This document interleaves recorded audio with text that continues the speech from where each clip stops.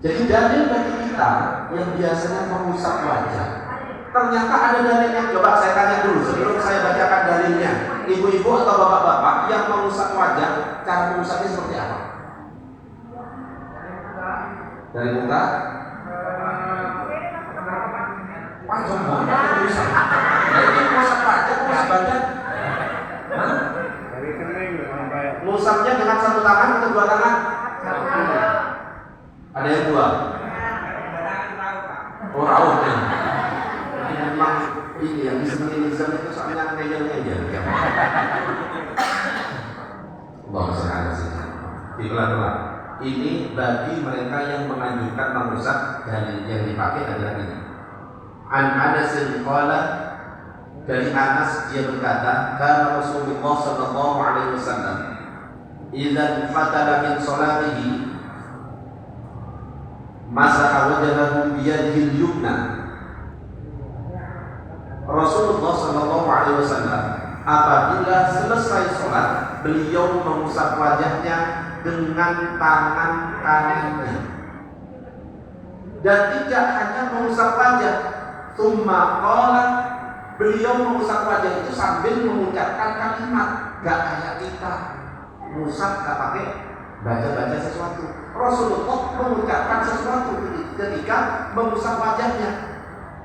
Bismillahirrahmanirrahim, la ilaha illa huwar rahmanir rahim, Allahumma adhib 'anil hamma wal hazan.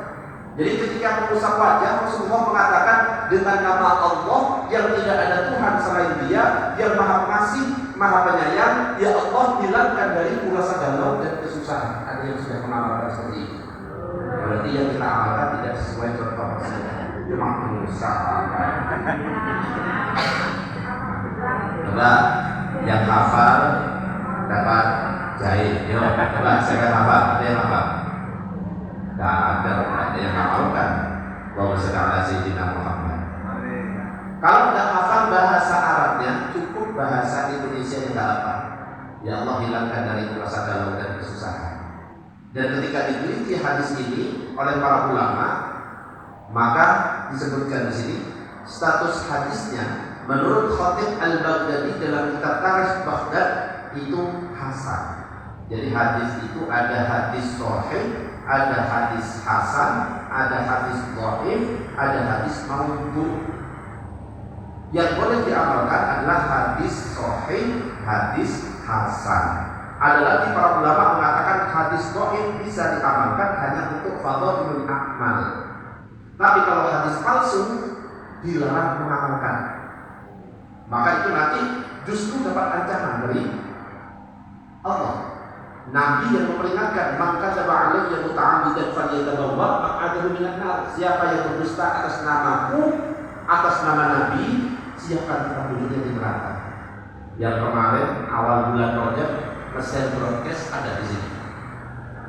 Ada broadcast puasa Rajab. Tidak ada. Siapa yang mengingatkan, maka dia akan dapat pahala 80 tahun. Itu palsu.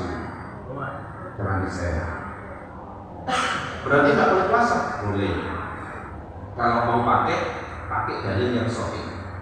Ada pembahasannya nanti.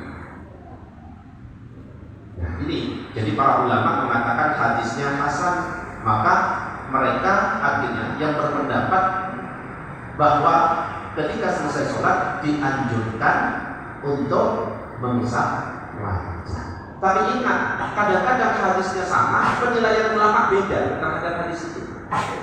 Hadisnya sama, tapi kadang-kadang ada ulama yang mengatakan ini hasan, yang lain mengatakan dhaif. Jadi ada juga yang mengatakan ini hadisnya dhaif.